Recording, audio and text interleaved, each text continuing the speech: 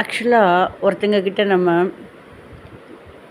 Name கேட்கலாம் அப்படிங்கிறப்ப ஒரு ட்ரெயினில் போயிட்டுருக்கோம், ரொம்ப நேரமாக போயிட்டுருக்கோம். எத்தனை நேரம் தான் உம்முன்னு உட்கார்றது? கொஞ்ச நேரம் பேசலாம்னு நினைக்கிறோம். அந்த டைமில் வந்துட்டு அவங்களுடைய பெயர் ஃபஸ்ட்டு நம்ம கேட்குறோம்.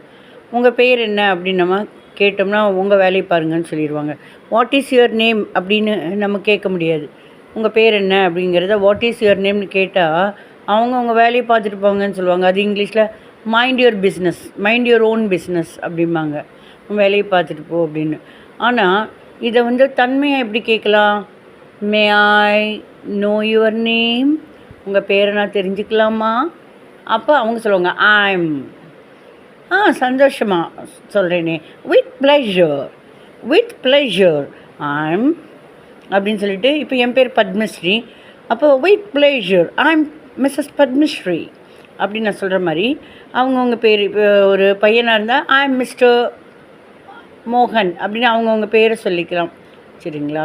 So may I know your name?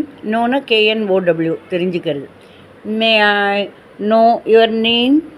இது எப்படி சொல்லலாம்? May I know your name ஃபாஸ்ட்டாக சொல்லி பாருங்கள். மே ஐ சேர்த்து அது மியாவும் இல்லை. May I know your name? May I know your name? Yeah with pleasure. சந்தோஷமாக சொல்கிறேன். ஐ ஆம் இல்லை,